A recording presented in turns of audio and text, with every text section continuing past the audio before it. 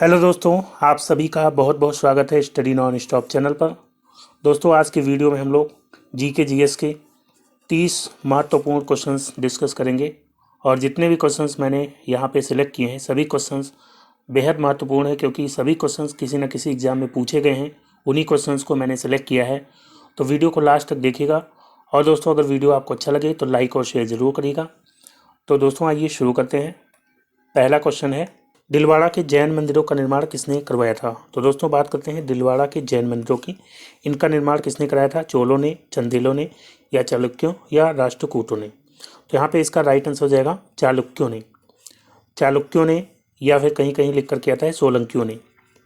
तो इसका निर्माण जो है चालुक्यों ने या सोलंकियों ने, एक ही बात है। तो चालुक्यों ने इनका निर्माण कराया था। कहाँ पे है ये? तो ये राजस्थान के सिरोही जिले में है। माउंट आबू पहाड़ियों पर स्थित है, राजस्थान के सिरोही जिले में। और इसका निर्माण जो है 11वीं से 13वीं शताब्दी के दौरान चालुक्य वंश के शासक थे वास्तुमल और इसके अलावा तेजपाल। वास्तुमल और तेजपाल ये भाई थे, तो इन्होंने ही कराया था। तो यहाँ पे राइट आंसर क्या हो जाएगा? ऑप्शन सी, चालुक्यों ने इनका निर्माण कराया था। फिर दोस्तों, अगला क्वेश्चन है, किस युद्ध को जीतने के बाद शेर शाह ने दिल्ली में अफगान सत्ता की स्थापना की। तो दोस्तों, यहाँ पे दिया गया है चौसा का युद्ध। तो चौसा के युद्ध की बात करते हैं, तो ये युद्ध हुआ था 1539 में हुमायूं और शेर शाह के बीच में। हुमायूं और शेर शाह के बीच में हुआ था। कौन जीता था इसमें? तो शेर शाह जीतता है। हुमायूं जो है इसमें जान बचा करके भाग जाता है, और भागते समय ये कर्मनाशा नदी में गिर जाता है। कर्मनाशा नदी में गिर जाता है। फिर इसकी जान बचाता है कौन? निजाम बिस्ती। निजाम बिस्ती इसकी जान बचाता है, और आगे चल करके निजाम बिस्ती को एक दिन का ये शासक बनाता है हुमायूं को। तब जो है निजाम बिस्ती एक दिन का शासक बनता है, और चमड़े के सिक्के भी उसी दौरान जारी करता है। और फिर दोस्तों, इसके बाद बात करते हैं बिलग्राम युद्ध की। तो बिलग्राम का युद्ध कब हुआ था? तो ये हुआ था 1540 में। 1540 में ये युद्ध हुआ था। ये भी हुमायूं और शेरशाह के बीच में हुआ था। हुमायूं और शेरशाह के बीच में हुआ था। इसमें भी शेरशाह की जीत हुई थी। और शेरशाह इस युद्ध को जीतने के बाद ही क्या करता है? सूरवंश की स्थापना करता है। सूरवंश की स्थापना करता है। और सूरवंश को ही क्या कहते हैं? द्वितीय अफगान वंश भी कहते हैं। तो यहाँ पे यही इसका राइट आंसर हो जाएगा। शेरशाह ने दिल्ली में अफगान सत्ता की स्थापना किस युद्ध को जीत करके की थी? बिलग्राम का युद्ध जीत करके। और दोस्तों, बिलग्राम का युद्ध को कन्नौज का युद्ध भी कहते हैं। इसी को कन्नौज का भी युद्ध कहते हैं। तो ये भी आप याद रखेंगे, कन्नौज का युद्ध किसको कहते हैं? बिलग्राम के युद्ध को कहते हैं। और यहाँ पे दिया गया सरहिंद का युद्ध। तो सरहिंद के युद्ध की अगर हम बात करते हैं, तो ये युद्ध हुआ था 1555 में। किसके बीच में? तो ये हुमायूं और अफगानों के बीच हुआ था। हुमायूं और अफगानों के बीच हुआ था। इसमें कौन जीतता है? इसमें हुमायूं जीतता है। और 1556 में जो है क्या होता है? 1556 में हुमायूं की मृत्यु हो जाती है। 1556 में हुमायूं की मृत्यु होती है। दीन पनाह पुस्तकालय की सीढ़ियों से गिर करके इसकी मृत्यु होती है 1556 में। फिर दोस्तों, अगला क्वेश्चन लेते हैं। अगला क्वेश्चन है, बंगाल के किस गवर्नर जनरल के काल में पिट्स इंडिया एक्ट पारित किया गया। तो दोस्तों, पिट्स इंडिया एक्ट की बात करते हैं, तो ये एक्ट पारित हुआ था 1784 में। और किसके शासनकाल के दौरान? तो इसका राइट आंसर हो जाएगा option A, Warren Hastings. Warren Hastings की बात करते हैं, तो इसका जो समय था वो 1773 से लेकर के 1785 तक था। और ये जो पिट्स इंडिया एक्ट था ये किस लिए था? तो 1773 का जो रेगुलेटिंग एक्ट था उसकी कमियों को दूर करने के लिए ये एक्ट पारित हुआ था। और इसके अलावा ईस्ट इंडिया कंपनी के प्रशासन को ब्रिटिश सरकार के नियंत्रण में लाने के लिए इसको पारित किया गया था। तो ये जो है किसके शासनकाल में पारित हुआ था? वॉरेन हेस्टिंग्स के। यहाँ पे ए ऑप्शन इसका राइट आंसर हो जाएगा। फिर दोस्तों, अगला क्वेश्चन है, अल हिलाल समाचार पत्र किसके द्वारा राष्ट्रीयता के प्रचार के लिए शुरू किया गया था? तो अल हिलाल समाचार पत्र ये जो है किसके द्वारा शुरू किया गया था? मोहम्मद अली, महात्मा गांधी, या अबुल कलाम आज़ाद, या सर सैयद अहमद खां। तो इसका राइट आंसर हो जाएगा दोस्तों अबुल कलाम आज़ाद। ये जो है अबुल कलाम आज़ाद के द्वारा ये राष्ट्रीयता के प्रचार के लिए शुरू किया गया था। बात करते हैं अबुल कलाम आज़ाद की, तो ये जो है स्वतंत्रता के बाद पहले शिक्षा मंत्री बने थे। पहले शिक्षा मंत्री कौन बने थे? तो अबुल कलाम आज़ाद जो है पहले शिक्षा मंत्री बने थे। और ये जो है 1940 से लेकर के 1945 तक ये कांग्रेस के अध्यक्ष रहे थे। सबसे ज़्यादा समय तक कांग्रेस के अध्यक्ष के रूप में इन्होंने कार्य किया था। तो 1940 से 1945 तक कांग्रेस के अध्यक्ष के रूप में इन्होंने कार्य किया था। और इन्होंने अल हिलाल और इसके अलावा अल बलाग, अल हिलाल और अल बलाग अखबारों का संचालन किया था। और इनकी एक पुस्तक है India wins freedom, India wins freedom, जो कि काफ़ी इम्पोर्टेंट है। इंडिया विंस फ्रीडम जो कि इनकी आत्मकथा है। तो ये इन्हीं की पुस्तक हो जाती है, इनकी आत्मकथा है। और इनको जो है भारत रत्न से सम्मानित किया गया था। तो ये भी आप याद रखेंगे कब सम्मानित किया गया था? तो 1992 में मरणोपरांत इनको भारत रत्न से सम्मानित किया गया था। फिर दोस्तों अगला क्वेश्चन लेते हैं। 1942 के आंदोलन में डॉक्टर राजेंद्र प्रसाद को किस जेल में कैद रखा गया था? ऑप्शन है Bankipur jail, Hazaribagh jail, camp jail, Bhagalpur jail. तो दोस्तों 1942 के आंदोलन में राजेंद्र प्रसाद जी को रखा गया था बांकीपुर जेल में। यहाँ पे ए ऑप्शन राइट आंसर हो जाएगा, बांकीपुर जेल। बात करते हैं 1942 के आंदोलन की। तो 8 अगस्त 1942 कौन सा आंदोलन शुरू किया गया था? भारत छोड़ो आंदोलन। भारत छोड़ो आंदोलन महात्मा गांधी जी के द्वारा गांधी जी ने शुरू किया था। और कहाँ से शुरू किया था? तो ग्वालियर टैंक, ग्वालियर टैंक से इन्होंने करो या मरो का नारा दिया था, करो या मरो का नारा दिया था। और इसके बाद जो है क्या किया था? अंग्रेजों ने ऑपरेशन जीरो आवर चलाया था। ऑपरेशन जीरो आवर जो है चलाया था अंग्रेजों ने। और इसमें जो है कई नेता गिरफ्तार हुए थे, जिसमें गांधी जी भी थे। और गांधी जी को कहाँ पे रखा गया था? तो गांधी जी को रखा गया था पूना के आगा खां पैलेस में। कहाँ पे? पूना के आगा खां पैलेस में। और इसके अलावा सरोजनी नायडू को भी यहीं पे रखा गया था, आगा खां पैलेस में। और राजेंद्र प्रसाद को कहाँ पे रखा गया था? बांकीपुर जेल में। तो यहाँ पे फिलहाल राइट आंसर क्या हो जाएगा? ऑप्शन है बांकीपुर जेल। फिर दोस्तों अगला क्वेश्चन है, इल्बर्ट बिल विवाद किस वायसराय के कार्यकाल में उभरा था? ऑप्शन दिया गया लिटन, रिपन, डफरिन, नॉर्थब्रुक। तो दोस्तों इसका राइट आंसर हो जाएगा ऑप्शन बी रिपन। रिपन के कार्यकाल में उभरा था इल्बर्ट बिल विवाद। रिपन का कार्यकाल की बात करते हैं तो इसका कार्यकाल था 1880 से लेकर के 1884 तक। और इसको जो है रिपन को स्थानीय स्वशासन का जनक माना जाता है। स्थानीय स्वशासन का जनक किसको कहते हैं? तो रिपन को कहते हैं स्थानीय स्वशासन का जनक। और इसके काल में जो है 1882 में इसने वर्नाकुलर प्रेस एक्ट को इसने समाप्त किया था। वर्नाकुलर प्रेस एक्ट को इसने जो है समाप्त किया था। और इसके अलावा हंटर कमीशन आप याद रखेंगे, जो कि प्राथमिक शिक्षा से संबंधित था। इसको जो है इसने 1882 में लागू किया था। और दोस्तों अगर अब बात करते हैं इल्बर्ट बिल विवाद की, तो ये क्या था? तो इस बिल के द्वारा भारतीय जो न्यायाधीश हैं उनको उन मामलों की सुनवाई का भी अधिकार मिल जाता जिनमें यूरोपीय नागरिक शामिल होते थे। तो यूरोपीय लोगों ने इसका विरोध किया तो ये बिल जो है वापस लेना पड़ा था। तो इसी को कहते हैं इल्बर्ट बिल विवाद। और इसी के शासनकाल में आप याद रखेंगे 1881 से पहली नियमित जनगणना किसके शासनकाल से शुरू हुई? तो रिपन के शासनकाल से 1881 से। फिर दोस्तों अगला क्वेश्चन है, निम्नलिखित में से कौन सी विशेषता भारतीय संघ और अमेरिकी संघ दोनों में साझी है? तो कौन सी विशेषता भारतीय संघ और अमेरिकी संघ दोनों में कॉमन है बताना है। दिया गया है एकल नागरिकता। तो एकल नागरिकता जो है ये भारत में है, लेकिन अमेरिका में दोहरी नागरिकता है। दोहरी नागरिकता अमेरिका में है, भारत में नहीं है। संविधान में 3 सूचियाँ, तो ये भारत में है। राज्य सूची, संघ सूची और समवर्ती सूची, ये 3 सूचियाँ भारत के संविधान में है, लेकिन अमेरिका में नहीं है। फिर दिया गया है संविधान की व्याख्या के लिए संघीय उच्चतम न्यायालय।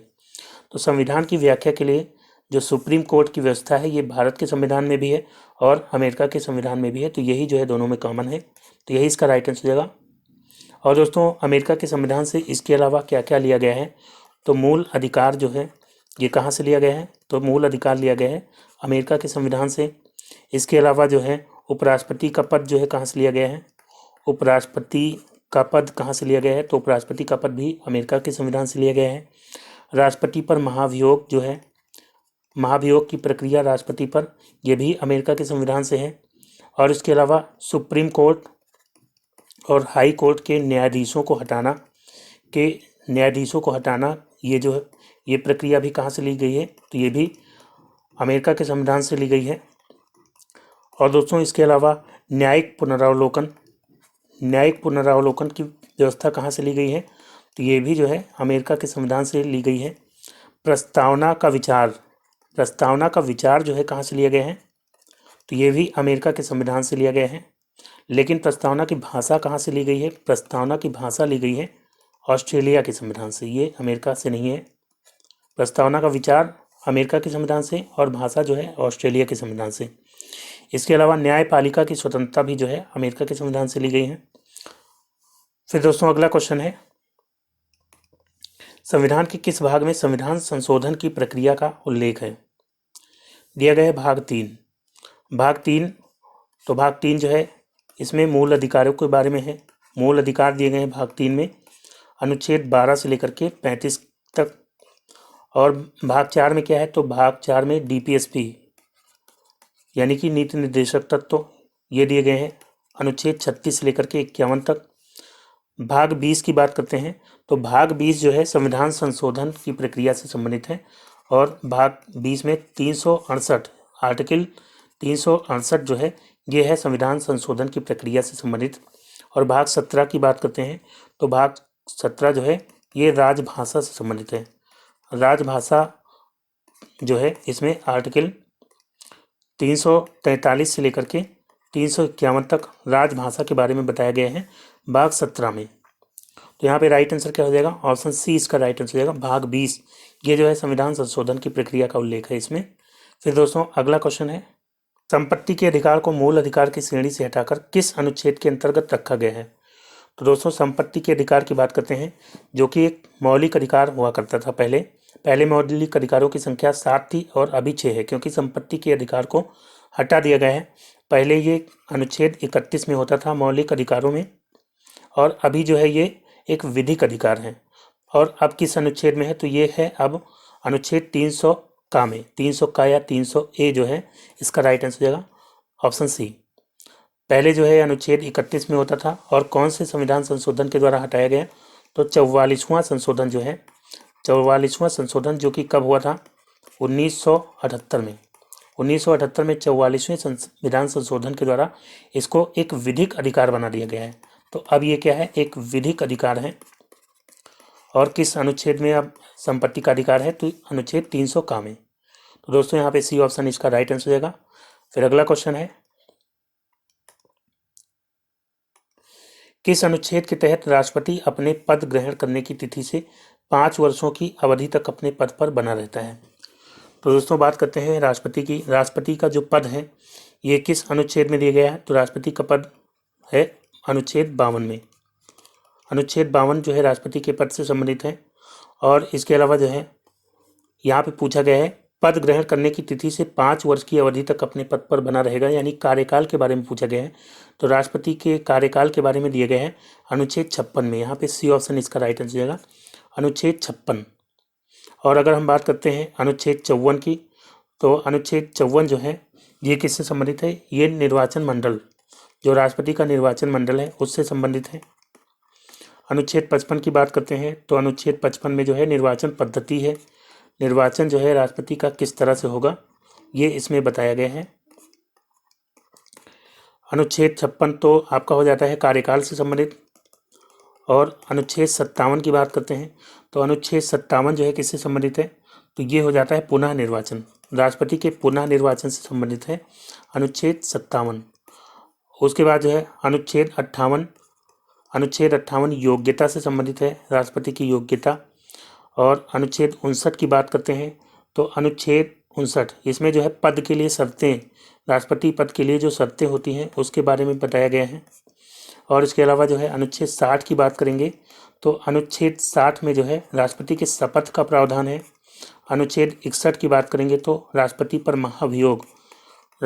महाभियोग जो है अनुच्छेद 61 के तहत लगाया जाता है। इसके अलावा जो है और कौन सा छूट गया है तो अनुच्छेद 53 इसके अलावा छूट गया है।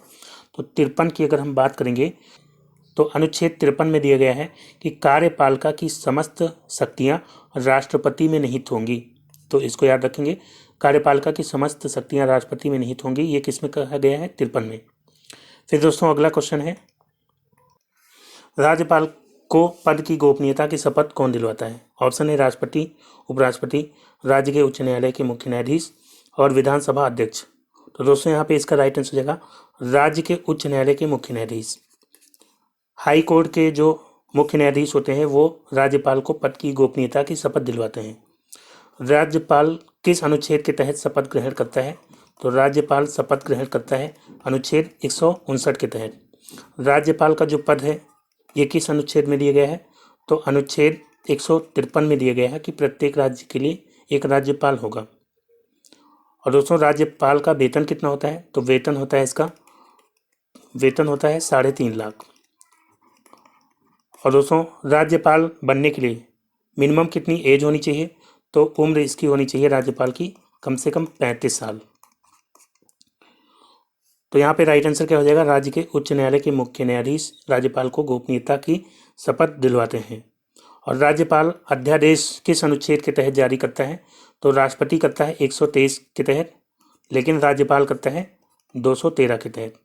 213 के तहत जो है राज्यपाल अध्यादेश जारी करता है और राष्ट्रपति करता है अनुच्छेद 123 के तहत। फिर दोस्तों अगला क्वेश्चन है, मुख्य निर्वाचन आयुक्त की पदावधि होती है। तो मुख्य निर्वाचन आयुक्त यानी चीफ इलेक्शन कमिश्नर, इसकी पदावधि यानी कार्यकाल कितना होता है? ऑप्शन है 6 वर्ष या 65 वर्ष की आयु, 6 वर्ष या 62 वर्ष की आयु, 5 वर्ष या 65 वर्ष की आयु, 6 वर्ष या 60 वर्ष की आयु। तो दोस्तों यहाँ पे इसका राइट आंसर होगा 6 वर्ष या 65 वर्ष की आयु। ऑप्शन ए इसका राइट आंसर होगा 6 वर्ष या 65 वर्ष की आयु। जो पहले पूरा हो जाएगा तो वही इसका जो है कार्यकाल होगा। अगर 6 वर्ष का टाइम पूरा हो जाएगा तो जो है चीफ इलेक्शन कमिश्नर रिटायर हो जाएगा, या 65 वर्ष की आयु उसकी पूरी हो जाएगी तो भी रिटायर हो जाएगा। और अगर बात करते हैं मुख्य निर्वाचन आयुक्त की, तो इसकी नियुक्ति कौन करता है?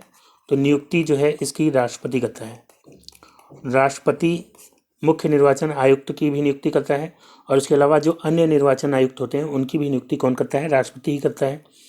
मुख्य निर्वाचन आयुक्त का कार्यकाल तो ये हो जाता है 6 वर्ष या 65 वर्ष की आयु।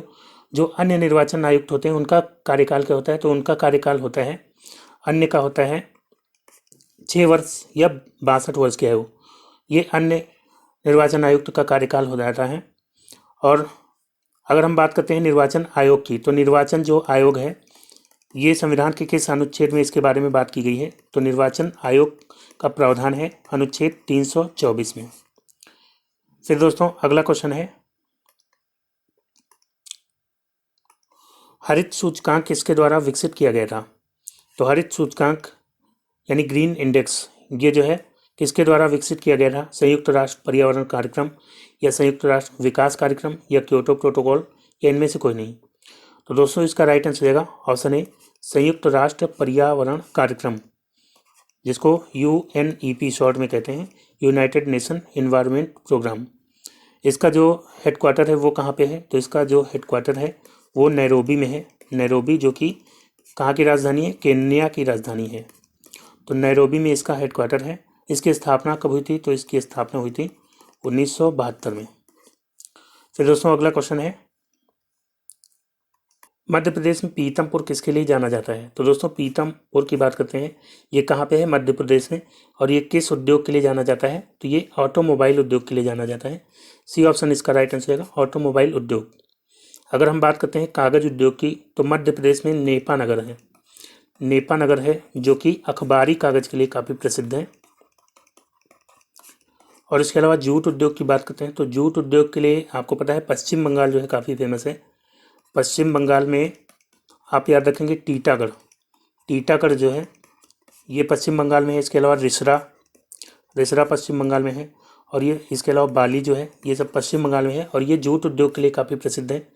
एल्युमिनियम उद्योग की बात करते हैं तो पूछा जाता है एल्युमिनियम का पहला कारखाना कहाँ खोला गया था? तो एल्युमिनियम का पहला कारखाना खोला गया था 1937 में। कहाँ पे? जेके नगर, जेके नगर में खोला गया था। जेके नगर कहाँ पे है? तो ये भी पश्चिम बंगाल में है। फिर दोस्तों अगला क्वेश्चन है, किसने सबसे पहले पृथ्वी की परिधि को मापा था? ऑप्शन दिए गए हिकेटियस, हेरोडोटस, अरस्तु और इरेटोस्थनीज। तो दोस्तों इसका राइट आंसर हो जाएगा ऑप्शन डी, इरेटोस्थनीज। ये जो है पृथ्वी की परिधि को सबसे पहले इसने मापा था। और इरेटोस्थनीज की बात करते हैं तो ये जो है व्यवस्थित भूगोल का जनक भी इसको कहते हैं। व्यवस्थित भूगोल का जनक किसको कहा जाता है? तो व्यवस्थित भूगोल का जनक कहते हैं इरेटोस्थनीज को। और इसके अलावा यहाँ पे दिया गया है हिकेटियस। तो हिकेटियस जो है, अगर केवल भूगोल का जनक पूछा जाए, केवल भूगोल का जनक पूछा जाए तो हो जाएगा हिकेटियस। और व्यवस्थित भूगोल का जनक है इरेटोस्थनीज। और अगर पूछ लिया जाए आधुनिक भूगोल का जनक, आधुनिक भूगोल का जनक किसको कहते हैं? तो आधुनिक भूगोल का जनक कहा जाता है अलेक्जेंडर वॉन हम्बोल्ट को। अलेक्जेंडर वॉन हम्बोल्ट, ये जो है क्या कहलाता है? ये आधुनिक भूगोल का जनक कहलाता है। फिर दोस्तों अगला क्वेश्चन है, निम्नलिखित में से कौन सी चट्टान में जीवाश्म नहीं पाए जाते हैं? ऑप्शन है बलुआ पत्थर, ग्रेनाइट, सेल, कांग्लोमरेट। तो दोस्तों यहाँ पे राइट आंसर क्या हो जाएगा? Option B, granite. ग्रेनाइट जो कि आग्नेय चट्टान है। तो आग्नेय चट्टानों में जो है कोई जीवाश्म नहीं पाए जाते हैं। और जीवाश्म पाए जाते हैं किसमें? तो जीवाश्म पाए जाते हैं अवसादी चट्टानों में। तो बलुआ पत्थर और सेल और कांग्लोमरेट ये सभी क्या है? ये अवसादी चट्टान है। तो अवसादी चट्टानों में जो है जीवाश्म पाए जाते हैं, लेकिन आग्नेय चट्टानों में नहीं पाए जाते। तो यहाँ पे बी ऑप्शन राइट आंसर हो जाएगा, ग्रेनाइट। फिर दोस्तों अगला क्वेश्चन है, निम्नलिखित में से कौन सा युग्म सुमेलित नहीं है? दिया गया है फॉन, आल्प्स पर्वत। तो फॉन जो है ये क्या है? पवन है। फॉन, बोरा, मिस्टल, खमसिन ये सभी क्या है? पवने हैं। तो फॉन जो पवन है ये आल्प्स पर्वत पर बहती है, तो ये सही सुमेलित है। फिर दिया गया है बोरा। तो बोरा पवन जो है ये पोलैंड दिया गया है, तो पोलैंड में नहीं बहती है। बोरा पवन कहाँ बहती है? तो ये यूगोस्लाविया के एडियाटिक सागर के तट पर बहती है, जो कि इटली के पास है। तो कहाँ पे बहती है? एडियाटिक सागर, एडियाटिक सागर के तट पर यह बहती है, जो कि इटली के पास है। और मिस्ट्रल की बात करते हैं तो मिस्ट्रल जो है, मिस्ट्रल पवन राइन घाटी के पास है। राइन नदी जो है जो कि जर्मनी में है, तो मिस्ट्रल पवन वहाँ बहती है। खमसिन की बात करते हैं, खमसिन पवन कहाँ बहती है? मिस्र में। ये भी सुमेलित है। कौन सा नहीं सुमेलित है? तो बोरा। ऑप्शन बी, बोरा जो है ये एडियाटिक सागर के तट पर बहती है, पोलैंड में नहीं। फिर दोस्तों अगला क्वेश्चन है, निम्नलिखित में से कौन सी नहर बाल्टिक सागर को उत्तरी सागर में मिलाती है? ऑप्शन दिया गया है स्वेज नहर। तो स्वेज नहर की बात करते हैं तो ये जो है भूमध्य सागर को मिलाती है लाल सागर से। भूमध्य सागर को लाल सागर से मिलाती है कौन सी नहर? तो स्वेज नहर मिलाती है भूमध्य सागर को लाल सागर से। पनामा नहर की बात करते हैं तो ये जो है प्रशांत महासागर को किससे जोड़ती है? तो प्रशांत महासागर को अटलांटिक महासागर से ये मिलाती है। और कील नहर की बात करते हैं तो कील नहर ये उत्तरी सागर को मिलाती है, उत्तरी सागर को बाल्टिक सागर से मिलाती है। तो दोस्तों यही इसका राइट आंसर हो जाएगा। उत्तरी सागर को बाल्टिक सागर से कौन सी नहर मिलाती है? तो ऑप्शन सी, कील नहर इसका राइट आंसर होगा। सू नहर की बात करेंगे तो सू नहर जो है ये कहाँ पे है? ये उत्तरी अमेरिका में है। और ये सुपीरियर झील को मिलाती है, सुपीरियर झील को मिलाती है ह्यूरेन झील से। सुपीरियर झील को ह्यूरेन झील से मिलाती है सू नहर। फिर दोस्तों अगला क्वेश्चन है, अरावली एवं विंध्य श्रृंखलाओं के बीच कौन सा पठार स्थित है? तो अरावली और विंध्य श्रृंखलाओं के बीच में कौन सा पठार है? दिया गया है मालवा का पठार, छोटा नागपुर का पठार, दक्कन का पठार, प्रायद्वीपीय पठार। तो दोस्तों इसका राइट आंसर हो जाएगा मालवा का पठार है अरावली और विंध्य श्रृंखलाओं के बीच। फिर दोस्तों नेक्स्ट क्वेश्चन है, निम्नलिखित में से कौन सा युग्म सुमेलित नहीं है? दिया गया है जोग। तो जोग जलप्रपात ये जो है कहाँ पे है? कर्नाटक में। तो ये सही सुमेलित है। और ये कौन सी नदी पर है? नदी भी पूछा जाता है तो याद रखेंगे शरावती नदी पर है, शरावती नदी पर है जोग जलप्रपात, या गरसोपा भी इसको कहते हैं। पापनासम जलप्रपात ये कहाँ पे है? हिमाचल प्रदेश में दिया गया है, तो ये सुमेलित नहीं है। पापनासम जलप्रपात है आंध्र प्रदेश में, आंध्र प्रदेश में है। और किस नदी पर है, तो इसको आप याद रखेंगे, यह है तामीर वारानी नदी पर। कौन सी नदी? तामीर वारानी नदी पर है। और धुआंधार जलप्रपात की बात करते हैं तो ये मध्य प्रदेश में है। किस नदी पर? नर्मदा नदी पर है। और हुंडरू जलप्रपात की बात करते हैं तो ये झारखंड में है, स्वर्ण रेखा नदी पर। तो कौन सा सम्मिलित नहीं है? तो पापनासम, ये कहाँ पे? आंध्र प्रदेश में, हिमाचल प्रदेश में नहीं। तो यही इसका राइट आंसर रहेगा, ऑप्शन बी पापनासम। फिर दोस्तों नेक्स्ट क्वेश्चन है, कुकी जनजाति के लोग कहाँ रहते हैं? तो कुकी जनजाति के लोग कहाँ निवास करते हैं?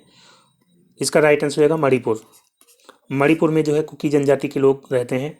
मणिपुर में इसके अलावा मैटी या मैठी जनजाति, और इसके अलावा नागा जनजाति नागालैंड में पाई जाती है और मणिपुर में भी। इसके अलावा अंगामी जनजाति, ये भी जो है मणिपुर में पाई जाती है। असम में जो है, याद रखिएगा, असम में अबोर जनजाति, और इसके अलावा आवो जनजाति कहाँ पाई जाती है? असम में। राभा जनजाति कहाँ पाई जाती है? असम में। और इसके अलावा दिमारा जनजाति कहाँ पाई जाती है? असम में। कछारी जनजाति भी याद रखेंगे कहाँ पाई जाती है? असम में। मिजोरम में याद रखेंगे लाखर जनजाति। इसके अलावा पावो जनजाति कहाँ पाई जाती है? तो मिजोरम में। और मिजो जनजाति और चकमा जनजाति, ये मिजोरम की जनजातियाँ हैं। मेघालय की बात करेंगे तो मेघालय में आप याद रखेंगे गारो, खासी और जयंतिया, ये पहाड़ियाँ हैं। गारो, खासी, जयंतिया और मिकिर, ये पहाड़ियाँ हैं और इन्हीं पहाड़ियों में जनजातियाँ निवास करती हैं। तो उन्हीं के नाम पे ये जनजातियाँ जो हैं गारो, खासी, जयंतिया और मिकिर। तो ये कहाँ पाई जाती हैं? मेघालय में। फिर दोस्तों अगला क्वेश्चन है, भारतीय पुरातत्व सर्वेक्षण संस्थान की स्थापना कब की गई थी? तो भारतीय पुरातत्व सर्वेक्षण संस्थान, इसकी स्थापना कब की गई थी? 1861 में। ऑप्शन ए यहाँ पे राइट आंसर जाएगा, 1861। और इसका हेडक्वार्टर कहाँ पे है? तो भारतीय पुरातत्व सर्वेक्षण संस्थान, इसका हेडक्वार्टर हो जाता है नई दिल्ली में। फिर दोस्तों नेक्स्ट क्वेश्चन है, कश्मीर के मार्तंड मंदिर का निर्माण किसने कराया था? तो मार्तंड मंदिर की बात करेंगे तो ऑप्शन दिए गए चंद्रापील, अवंती वर्मन, दिद्दा और ललितादित्य। तो इसका राइट आंसर होगा ऑप्शन डी ललितादित्य ने कश्मीर के मार्तंड मंदिर का निर्माण कराया था। ललितादित्य की बात करते हैं तो ये जो है कारकोटा वंश से संबंधित है। कारकोटा वंश के जो है ये शासक थे और इन्होंने जो है 8वीं शताब्दी में मार्तंड मंदिर का निर्माण कराया था। नेक्स्ट क्वेश्चन है, शक्ति का एसआई मात्रक वॉट किसके समतुल्य है? तो शक्ति की बात करते हैं, शक्ति यानी पावर, इसका फॉर्मूला क्या होता है? W/T, यानी कि कार्य बटे समय। और कार्य का फॉर्मूला क्या होता है? तो F/D, बल गुणे विस्थापन, फोर्स इंटू डिस्प्लेसमेंट, और ये अपॉन T की जगह T लिख देंगे। और अगर हम यहाँ पे F यानी कि बल को जो है और तोड़ना चाहें तो बल बराबर होता है द्रव्यमान गुणे त्वरण, M/A होता है F, और D की जगह हम D लिख देंगे और अपॉन में T लिखेंगे यहाँ पे। तो M/A/D, द्रव्यमान गुणे त्वरण गुणे डिस्प्लेसमेंट अपॉन टाइम, ये हो जाएगा पावर। तो इसको अगर हम तोड़ के लिखेंगे तो इस तरह हो जाएगा। और M की बात करते हैं, M यानी द्रव्यमान, तो द्रव्यमान का मात्रक क्या होता है? किलोग्राम होता है। और यहाँ पे A है, A यानी कि एक्सेलरेशन या जिसको त्वरण कहते हैं हिंदी में। तो त्वरण का मात्रक क्या होता है? तो त्वरण का मात्रक होता है मीटर पर सेकेंड स्क्वायर। और डिस्प्लेसमेंट यानी विस्थापन का मात्रक क्या होता है? मीटर होता है। और यहाँ पे नीचे T है तो एक और यहाँ पे समय का मात्रक क्या हो जाएगा? सेकेंड हो जाएगा। तो अगर इसको हम सही से लिखेंगे तो यहाँ पे किलोग्राम और मीटर 2 बार है तो मीटर स्क्वायर हो जाएगा, kilogram metre square upon second square को सेकेंड से मल्टीप्लाई करेंगे तो सेकेंड क्यूब हो जाएगा। और ये सेकेंड क्यूब जो है ऊपर जाएगा तो किलोग्राम मीटर स्क्वायर और सेकेंड की पावर -3 हो जाएगा। यानी कि इसका राइट आंसर क्या हो जाएगा? किलोग्राम मीटर स्क्वायर और सेकेंड की पावर -3। यहाँ पे C ऑप्शन इसका राइट आंसर हो जाएगा, किलोग्राम मीटर स्क्वायर सेकेंड की पावर -3। फिर दोस्तों अगला क्वेश्चन लेते हैं, प्रकाश का रंग निश्चित किया जाता है। तो प्रकाश का रंग जो है ये किसके द्वारा निश्चित किया जाता है? दिया गया है वेग द्वारा, आयाम द्वारा, तरंग दैर्घ्य द्वारा या आवृत्ति द्वारा। तो इसका राइट आंसर दोस्तों हो जाएगा तरंग दैर्घ्य। तरंग दैर्घ्य यानी वेवलेंथ। तो तरंग दैर्घ्य के द्वारा जो है प्रकाश का रंग निर्धारित होता है। सबसे ज़्यादा तरंग दैर्घ्य किस प्रकाश का होता है? तो लाल रंग के प्रकाश का जो है तरंग दैर्घ्य सबसे ज़्यादा होता है। और सबसे कम जो है किसका होता है? तो बैगनी रंग का जो है सबसे कम होता है तरंग दैर्घ्य। लाल रंग का क्या होता है? सबसे ज़्यादा होता है। फिर दोस्तों अगला क्वेश्चन लेते हैं। रक्त कोषों में मनुष्य का रक्त किस रसायन के साथ मिलाकर रखा जाता है? तो रक्त कोष यानी ब्लड बैंक में जो मनुष्य का ब्लड रखा जाता है किस केमिकल के साथ मिलाकर के रखा जाता है? तो दोस्तों इसका राइट आंसर होगा सोडियम नाइट्रेट एवं डेक्सट्रेट। यहाँ पे सी ऑप्शन इसका राइट आंसर है, सोडियम नाइट्रेट एवं डेक्सट्रेट। सोडियम नाइट्रेट की बात करते हैं तो इसका फॉर्मूला होता है NaNO3। इसको आप याद रखेंगे, ये पूछ लिया जाता है। डेक्सट्रेट का नहीं पूछा जाता है और बड़ा सा फॉर्मूला है, तो इसको याद रखने की जरूरत नहीं। सोडियम नाइट्रेट, यहाँ पे सोडियम नाइट्रेट एवं डेक्सट्रेट राइट आंसर हो जाएगा ऑप्शन सी। फिर दोस्तों अगला क्वेश्चन लेते हैं। दिए गए हैं शुष्क सेल की धनात्मक क्षण होती है। तो शुष्क सेल यानी ड्राई सेल जो होता है, सेल जो है आपको पता है रासायनिक ऊर्जा को विद्युत ऊर्जा में बदलने के लिए प्रयोग होता है। और इसकी जो धनात्मक क्षण होती है, धनात्मक क्षण जिसको कैथोड कहते हैं, तो जो कैथोड होता है वो किससे बना होता है? तो ये ग्रेफाइट की छड़ होती है। तो यहाँ पे बी ऑप्शन राइट आंसर हो जाएगा, ग्रेफाइट की छड़ होती है धनात्मक क्षण। और जो ऋणात्मक छड़ होती है यानी कि एनोड, तो एनोड वाली जो छड़ होती है ये किससे बनी होती है? तो जिंक की बनी होती है एनोड छड़। फिर दोस्तों अगला क्वेश्चन है, बीज रहित फल प्राप्त किया जाता है। तो बीज रहित यानी बिना बीज वाले जो फल हैं ये किस प्रक्रिया के द्वारा प्राप्त किए जाते हैं? दिया गया है एंजाइम के व्यवहार द्वारा, हार्मोन्स के व्यवहार द्वारा, या पादपों को 70 डिग्री सेल्सियस पर रखकर, या पादपों को चमकदार प्रकाश में रखकर। तो दोस्तों इसका राइट आंसर होगा बीज रहित फल प्राप्त किया जाता है हार्मोन्स के व्यवहार द्वारा। ऑप्शन बी यहाँ पे राइट आंसर होगा, हार्मोन्स का प्रयोग करके जो है फलों को बीज रहित बना दिया जाता है। इस प्रक्रिया को क्या कहते हैं? तो इस प्रक्रिया को कहते हैं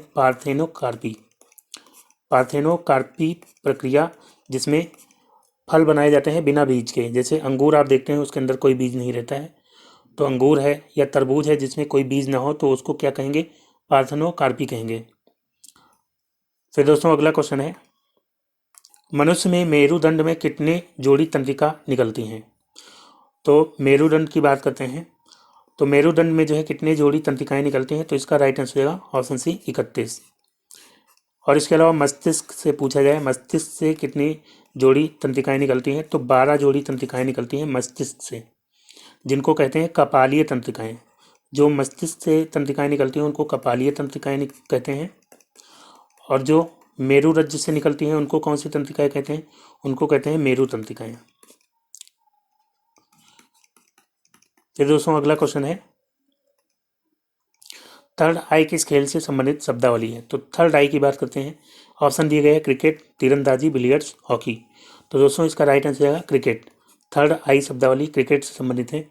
इसके अलावा क्रिकेट में जो है आपको ज़्यादातर पता ही होगा, जैसे कि कवर ड्राइव, हैट्रिक, गली, ये सब तो पता ही होगा, लेकिन कुछ जो है हो सकता है आपको ना पता हो, जैसे कि स्लेजिंग जो है ये भी क्रिकेट की शब्दावली है, स्लेजिंग हो जाएगा।